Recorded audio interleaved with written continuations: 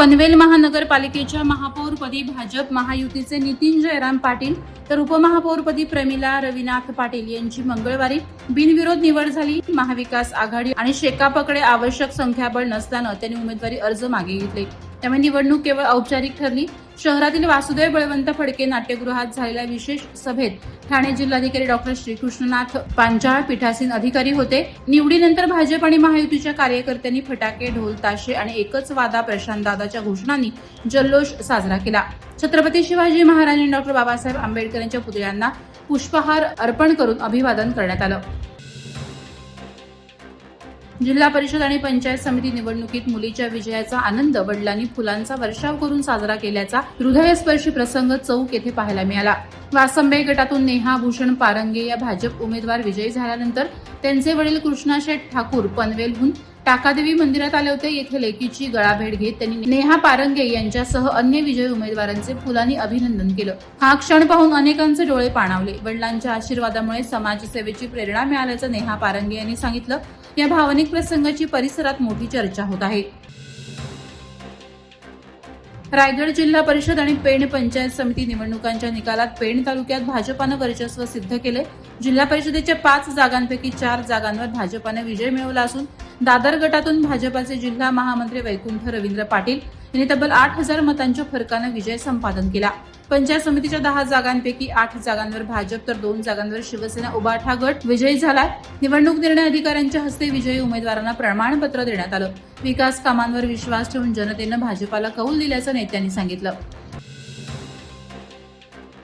रायगड जिल्हा परिषद निवडणुकीत सुधागड तालुक्यानं संपूर्ण जिल्ह्याचे लक्ष वेधले। जांभूळपाडा गटात शिवसेना शिंदे गटाच्या शर्मिला शरद बोडके यांनी भाजप उमेदवार निलिमा पाटील यांचा 2,931 मतांनी पराभव करत जायंट किलर ठरल्या। खासदार पत्नीचा पराभव हा भाजपासाठी धक्कादायक मानला जात आहे।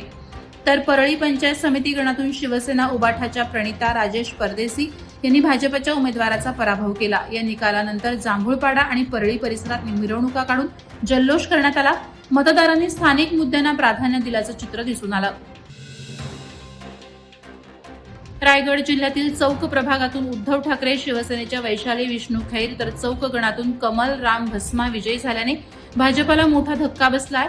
हा परिसर भाजपचा बालेकिल्ला मानला जात होता। मात्र महाविकास आघाडीनं जोरदार मुसंडी मारत दोन्ही जागांवर विजय मिळवला। या निकालामुळे स्थानिक राजकारणात मोठी खळबळ उडाली असून उबाठा कार्यकर्त्यांमध्ये उत्साहाचं वातावरण आहे। विजयी उमेदवारांनी चौक गावातून ढोल ताशांच्या गजरात मिरवणूक काढण्यात आली। जनतेनं बदलाला संधी दिल्याची भावना व्यक्त होत असून येत्या काळात विकासाभिमुख राजकारणाला बळ मिळेल असा विश्वास कार्यकर्त्यांनी व्यक्त केला। उरण द्रोणागिरी नोड परिसरात रस्त्याच्या सुशोभीकरणासाठी सुमारे 1 कोटी रुपये खर्चून लावण्यात आलेली नारळाची झाडं जाळल्याचा गंभीर प्रकार समोर आलाय। सिडकोच्या दुर्लक्षामुळे काही ठेकेदार आणि अतिक्रमणधारकांनी गवत जाळताना झाडांना आग लावल्याचा आरोप होतोय। या आगीत खारफुटीची झाडंही होरपळली आहेत। माझी वसुंधरा अभियानाअंतर्गत लावलेली झाडं नष्ट झाल्याने निसर्गप्रेमींमध्ये तीव्र संताप व्यक्त होत आहे। दोषींवर कडक कारवाई करण्याची मागणी नागरिकांकडून करण्यात येते। पर्यावरण संरक्षणाबाबत सिडकोच्या भूमिकेवर प्रश्नचिन्ह उपस्थित झालं आहे। खारघर येथील सरस्वती इन्स्टिट्यूट ऑफ टेक्नॉलॉजीचा विद्यार्थी सर्वेश शिरीष कुमार पाटील यानं कोकण विभागीय क्रीडा स्पर्धेत वेट लिफ्टिंग प्रकारात प्रथम क्रमांक पटकावलाय। तसंच कुस्ती स्पर्धेत त्यानं द्वितीय क्रमांक मिळवत संस्थेच्या नावलौकिकात भर घातली आहे। महाराष्ट्र राज्य तंत्र शिक्षण मंडळाअंतर्गत झालेल्या या स्पर्धेत त्यानं दमदार कामगिरी केली। या यशामागे क्रीडा विभाग प्रमुख विशाल यादव आणि वर्कशॉप प्रमुख प्रकाश गोरवे यांचं मार्गदर्शन लाभल्याचं सर्वेशने सांगितलं। त्याच्या यशाबद्दल शिक्षक, विद्यार्थी आणि पालकांकडून अभिनंदनाचा वर्षाव होत आहे। पेण शहरातील दामगोडे आळी येथील मरियाई देवी मंदिराचा प्रथम जीर्णोद्धार समारंभ मोठ्या भक्तिभावात पार पडला। गेल्या वर्षी मंदिराचा जीर्णोद्धार पूर्ण झाल्यानंतर या सोहळ्याचं आयोजन करण्यात आलं होतं। सकाळी देवीचा अभिषेक, देवतांचं पूजन, होम हवन आणि आरती करण्यात आली। त्यानंतर दुपारी महाप्रसादाचं आयोजन करण्यात आलं होतं। पेण शहर आणि परिसरातील शेकडो भाविकांनी महाप्रसादाचा लाभ घेतला। या कार्यक्रमात अबालवृद्ध, महिला आणि तरुण मोठ्या संख्येनं सहभागी झाले। धार्मिक परंपरा जपण्याचा हा सोहळा परिसरात चर्चेचा विषय ठरला।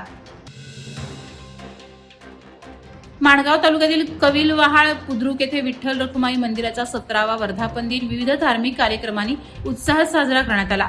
हा कार्यक्रम हभप बाळाराम बाबू केळशीकर यांच्या निवासस्थानी आयोजित करण्यात आला होता।